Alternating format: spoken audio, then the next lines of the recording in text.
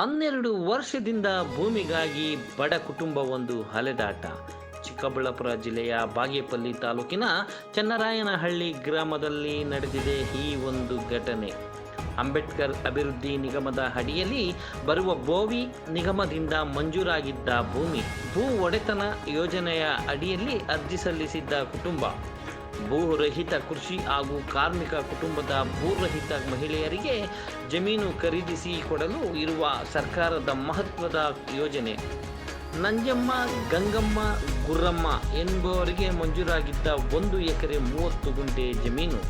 ಬಾಗೇಪಲ್ಲಿ ತಾಲೂಕಿನ ಚನ್ನರಾಯಪಲ್ಲಿ ಗ್ರಾಮದ ನಂಜಮ್ಮ, ಗಂಗಮ್ಮ, ಗುರ್ರಮ್ಮ ಇವರು 12 ವರ್ಷ ಕಳೆದರೂ ರಿಜಿಸ್ಟರ್ ಮಾಡಿಕೊಡದ ಭೂ ಮಾಲೀಕ. ಫಲಾನುಭವಿಗಳಿಂದ ಸುಮಾರು 10,30,000 ರು ಹಣ ಪಡೆದು ವಂಚನೆ ಆರೋಪ.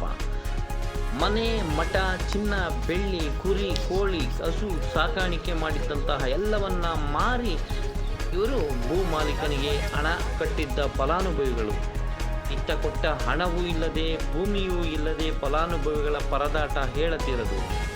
ಅಂಬೇಡ್ಕರ್ ಅಭಿವೃದ್ಧಿ ನಿಗಮದ ಅಧಿಕಾರಿಗಳ ಸಮ್ಮುಖದಲ್ಲಿ ಹಣ ಕೊಟ್ಟಿದ್ದ ಕುಟುಂಬ ಭೂ ಮಾಲೀಕನಿಂದ ಭೂಮಿ ಖರೀದಿ ಮಾಡಿ ಫಲಾನುಭವಿಗಳಿಗೆ ನೀಡಬೇಕಿದ್ದ ಅಧಿಕಾರಿಗಳೇ ನಿರ್ಲಕ್ಷ್ಯ ತೋರುತ್ತಿದ್ದಾರೆ. ಭೂ ಮಾಲೀಕನಿಂದ ಲಂಚ ಪಡೆದು ಅಧಿಕಾರಿಗಳಿಂದ ಫಲಾನುಭವಿಗಳಿಗೆ ಮೋಸ ಮಾಡುವುದೇ ಇವರ ಕಾಯಕವಾಗಿದೆ. ಅಂಬೇಡ್ಕರ್ ಅಭಿವೃದ್ಧಿ ನಿಗಮದ ಅಧಿಕಾರಿಗಳ ನಿರ್ಲಕ್ಷ್ಯದಿಂದ ಈ ಒಂದು ಬಡ ಕುಟುಂಬ ಬೀದಿಗೆ ಬಂದು ಬಿದ್ದಿದೆ. ಭೂಮಿ ಬೆಲೆ ಹೆಚ್ಚಾಗಿದೆ ಎಂದು 12 ಲಕ್ಷಕ್ಕೆ ಬೇಡಿಕೆ ಇಟ್ಟಿರುವ ಭೂ ಮಾಲೀಕ ನಿಗಮಕ್ಕೆ ಜಮೀನು ಕೊಡುವುದಾಗಿ 3 ಬಾರಿ ಒಪ್ಪಿಗೆ ಪತ್ರ ಬರೆದುಕೊಟ್ಟಿದ್ದ ಭೂ ಮಾಲೀಕ ಬಡ ಕುಟುಂಬಕ್ಕೆ ಉಂಡೆ ನಾಮ ತೆಕ್ಕಿದ ಭೂ ಮಾಲೀಕ ಆವುಲಪ್ಪನಿಂದ ಡ್ರಾಮಾ. ನ್ಯಾಯಕ್ಕಾಗಿ ನಮ್ಮ ಸುದ್ದಿಮನೆ ನ್ಯೂಸ್ ಚಾನಲನ್ನು ಅಂಗಲಾಚುತ್ತಿದ್ದಾರೆ. ರಾಮಂಜಿ, ಸುದ್ದಿಮನೆ ಕನ್ನಡ ನ್ಯೂಸ್ ಚಾನಲ್, ಬಾಗೇಪಲ್ಲಿ. ಶಾನ ಕಷ್ಟ ಆಯಿತು ಸರ್, ಕಷ್ಟ ಆಯಿತು. ಇವರು ಜಮೀನು ಕೊಡ್ತೀನಿ ಅಂತ ನಾನು ಫಸ್ಟ್ ಅವರೇ ಹೇಳಿದ್ದಾರೆ. ನನಗೇನು ಜಮೀನು ಇಲ್ಲ, ಏನೂ ಇಲ್ಲ, ಕೂಲೆ ಮಾಡ್ತಾಯಿದ್ದೆ. ನನಗೆ ಊಟ ಕೂಡ ಜರುಗ್ತಾ ಇಲ್ಲ.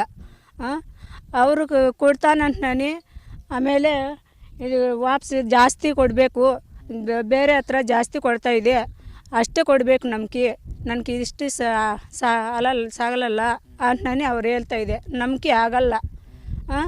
ನಮ್ಗೆ ತಿನ್ನೋಕೆ ಊಟಕ್ಕೂ ಇಲ್ಲ ಸರ್. ನಮಗೆ ಕೂಲಿ ಮಾಡ್ತಾಯಿದೆ. ನಮ್ಗೆ ಶಾನ ಬಡ್ಡಿ ಕಟ್ಟೋಕೆ మేము ಕೂಲಿ ಮಾಡ್ತಾಯಿದ್ದೆ ಸರ್.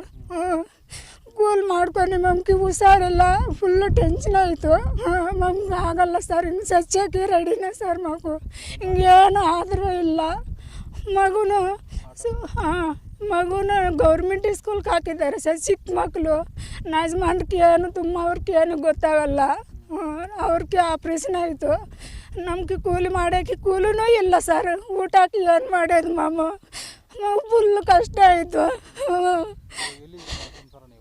ಇಲ್ಲಿ ಗುಡಿಸಲಲ್ಲಿನೇ ಇದ್ದಾರೆ ಸರ್. ಅವ್ರು ಕೊಡಲ್ಲ ಈಗ. ನಾನು ಹೇಳ್ತಾ ಇದ್ದೆ ಸರ್, ದುಡ್ಡು ಜಾಸ್ತಿ ಬೇಕು ಅಂತಾರೆ. ನಮ್ಗೆ ಆಗಲ್ಲ, ನಮ್ಮ ಕೈಲು. ಏನು ಮಾಡ್ತಾರೋ ಏನೋ ಸರ್. ನೀವೇ ಮಾಡಬೇಕು, ನ್ಯಾಯ ಮಾಡಬೇಕು. ಇಲ್ಲ ಅಂದರೆ ಸಚ್ಚಕ್ಕೆ ರೆಡಿನೇ ಸರ್. ಅವ್ರು ಏನನ್ನ ಮಾಡ್ಕೊಂಡು ನಿಮಗೆ ಜಮೀನು ಕೊಟ್ಟಿಲ್ಲ, ಜಾಸ್ತಿ ಕೊಡಬೇಕು. ಈಗ 12 ಲಕ್ಷ ಕೊಡಬೇಕು ಅಂತಾರೆ. ನಮ್ಗೆ ಆಗಲ್ಲ ಸರ್. ಬಡ್ಡಿ ಕಟ್ಟೋಕ್ಕೆ ಸಾಕಾಗುತ್ತೆ, ಊಟಕ್ಕೆ ಜರುಗ್ತಾ ಇಲ್ಲ. ಗುರಮ್ಮ ಸರ್.